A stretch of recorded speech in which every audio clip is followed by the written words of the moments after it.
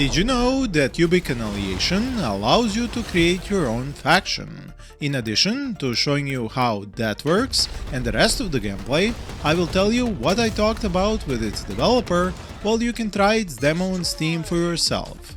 As I mentioned, the major difference between classic RTS titles and Cubic Annihilation is the emphasis on loadouts.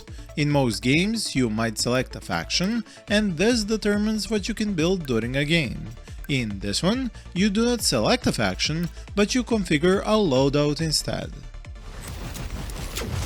So what exactly is a loadout? A loadout is like a configurable faction. You get to decide which factories you can build and which units you can make with these factories. You also get to decide which defensive structures and superweapons you can build. There are also modifiers you can choose, which typically have both a positive and negative effect on certain units. Something similar is how Rogue Command works, and that game has been in early access for a while now. The current demo version of Cubic Annihilation features a tutorial to teach you the basics, AI skirmish and a multiplayer mode, and there are 4 maps on which you can play.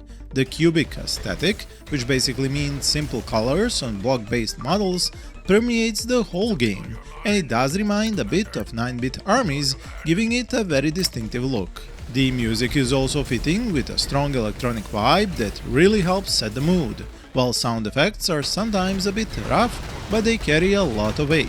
When a laser is lasering, you know exactly what kind of a weapon that is. The basics of the gameplay are fairly straightforward, as you start with a commander unit, which is your only construction unit by the way, a scout and a headquarters building. Resource management is also very simple, you just build extractors on deposits, as there is only one resource called cubic. Unit production is done by various buildings constructed by your commander, and there are 3 tiers of units to unlock. There aren't many upgrades in this game, no real tech tree, which actually helps speed up matches, and you only need to upgrade your HQ to unlock these higher tiers of units and buildings. For defense, you can construct a few defensive buildings with your commander, like a minigun turret, laser turret, bunker, anti-air turret, and even a detection tower to guard against stealth units like the hunter or submarines.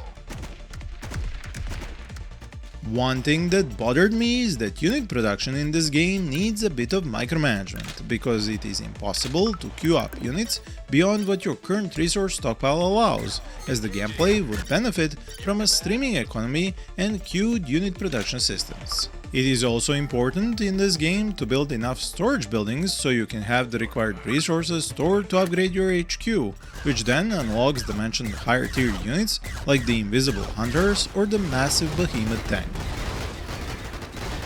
What is also clear after playing a bit is that the matches are quite quick, as even 10 minutes is enough to finish one match.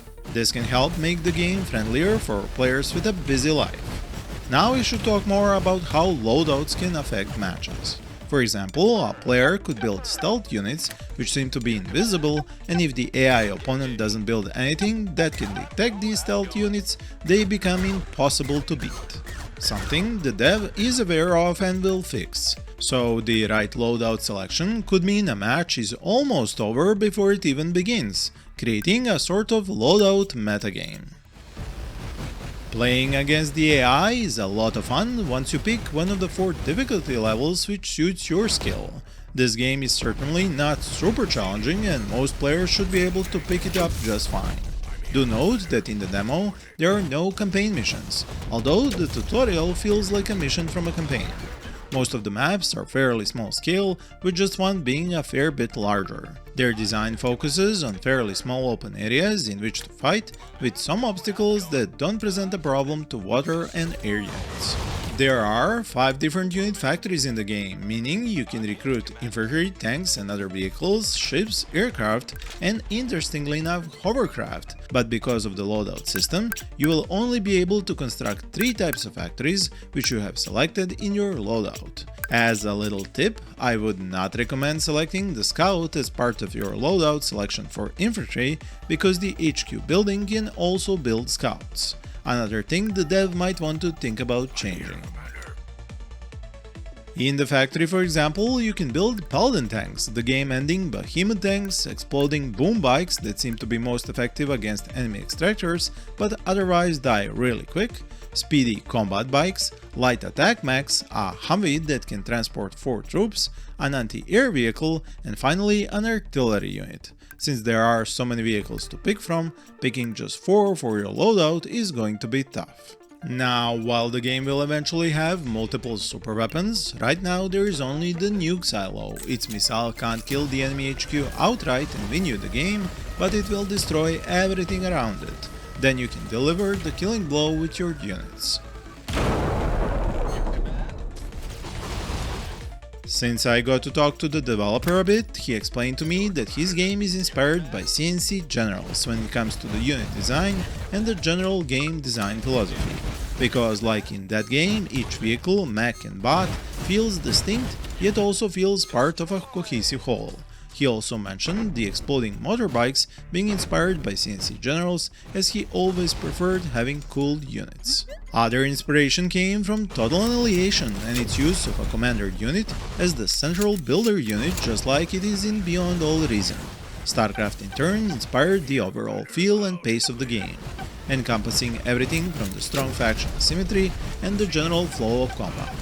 As for the mentioned stealthy hunter unit, which the current AI can't seem to counter, the developer responded that he's working on a 2.0 update for his AI, which will solve these issues and also make it smarter in general, especially when it comes to using a more varied unit composition.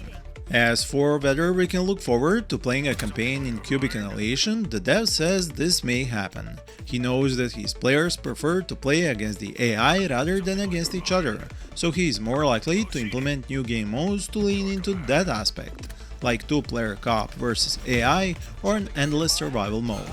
As for his other plans for the game, we can look forward to new updates which will add more options for the loadout, like modifiers, super weapons and defensive structures. He is also planning to redesign some of the maps and create new ones, in addition to better options for the user interface and implementation of rebindable hotkeys based on user feedback. If you have any questions you would like to ask the dev, leave them in the comments below. Ultimately, despite the mentioned inspiration from games with mass scale, Cubic Annihilation does not fit in the subgenre of large-scale robot RTS. You are quite limited in what you can construct, because you can only get one construction unit, which is also your commander. The overview mega map reminds me of some of the mods for Bar's predecessor, Total Annihilation. On the other hand, the types of units you can recruit bring it closer to the Command and Conquer scale, especially since tanks can crush infantry, although all planes move like ground units just in the air. Another similarity are the unit callouts and their voice lines. The scanner ability of the headquarters building that reveals a section of the map was definitely inspired by StarCraft. If you want to try this game out, the link is in the description, where you can find more links to other new interesting RTS projects. Thank you for watching, and as always, happy gaming!